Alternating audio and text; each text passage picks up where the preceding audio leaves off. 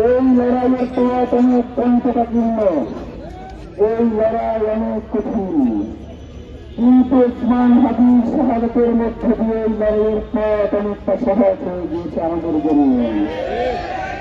আমরা এখন আর কোন রক্তকে পরোয়া করি না। এই গুলির মুখে দাঁড়িয়ে আমরা ওসমান হাদির দেখানো পথের কথা বলবই বলব। আগামী 24 এবং 25 তারিখ, আগামীকাল এবং পরশুদিন আমরা বাংলাদেশের জনগণের কাছে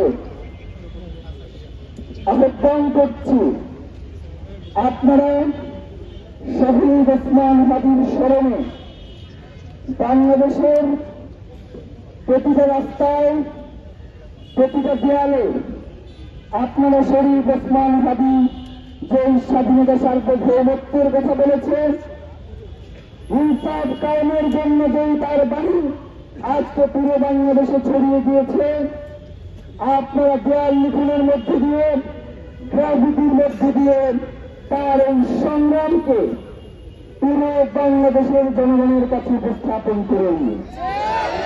প্রিয় ভাইয়েরা, একই সাথে শহীদ ওসমান হাদিকে স্মরণ করে 23 এবং 24 তারিখ তার যেই সংগ্রাম, তার যেই লড়াই, 24 এবং 25 তারিখে আপনারা পুরো সোশ্যাল মিডিয়াতে শহীদ ওসমান হাদির এই লড়াইকে পুরো পৃথিবীর কাছে উপস্থাপন করুন। আগামী 24 এবং 25 তারিখ বাংলাদেশের জনগণের কাছে আপনারা শহীদ ওসমান হাদির এই বার্তাগুলো পৌঁছে দিন।